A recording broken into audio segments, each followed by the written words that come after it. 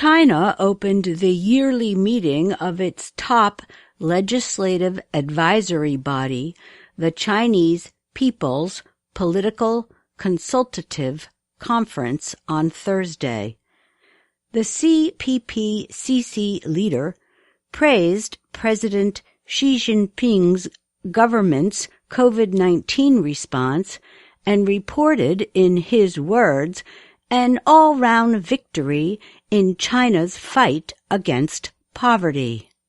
Last week, President Xi made similar comments in a ceremony celebrating the progress on poverty reduction. He declared extreme poverty had been ended in China. All 98.99 million people who are the poor rural population have been taken out of poverty, he said. In 2012, Xi began a plan that has helped China go beyond the World Bank's 2030 target for ending extreme poverty. Official media broadcast the ceremony last week to millions of people. Xi told citizens that the government had spent about $246 billion to fight poverty over the last 8 years. Xi said these people no longer need to worry about being able to buy food and clothes.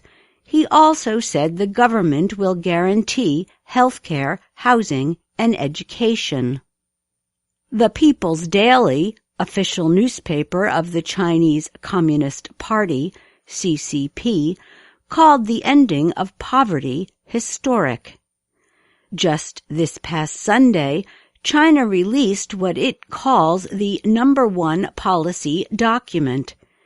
It promised to keep fighting poverty while changing the plan to what China calls rural revitalization. Experts quoted by the state-owned Chinese newspaper, the Global Times, said the new policy will work to help communities in rural areas need less government assistance.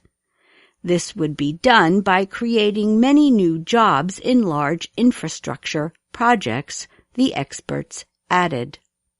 However, in defining poverty, China continues to use the World Bank's measure for establishing the world's poorest countries.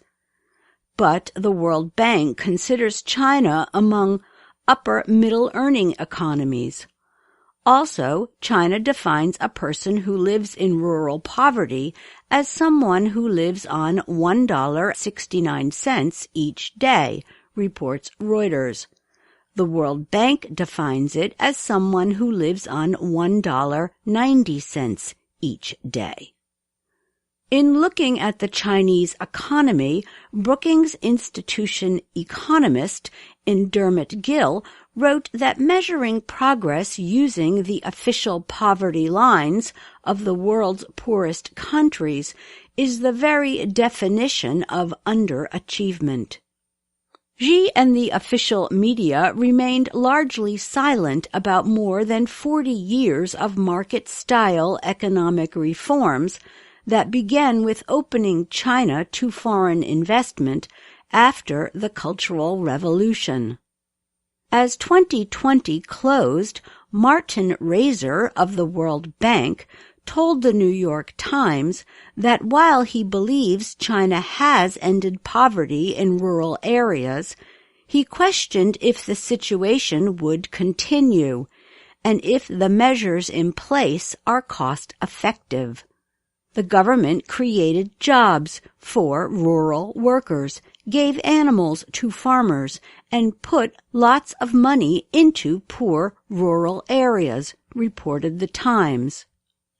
Xi's declaration of the end of poverty in China conflicted with a statement by Chinese Premier Li Keqiang last May. There are over 600 million people whose monthly income is barely $140, not enough to rent a room in Chinese cities, he said at his yearly press conference. Si Ming is a professor of political science at the City University of New York. He said he expects the ruling CCP will support Xi's claims about the success of China's efforts to end poverty. They might, Xi said, even work to create supporting evidence. Wu Jing is a former teacher in the political department at Tsinghua University. He told VOA that Xi's statements show he has very little to highlight after his 8 years in power. He added that declaring the end of poverty is an effort to calm the country in the face of rising earnings inequality. He said Xi's public statements are to show other party leaders that by trying to end poverty, he is trying to protect the Communist Party. China is opening the yearly meeting of its ceremonial legislature on Friday in Beijing. Thousands of delegates will attend the National People's Congress.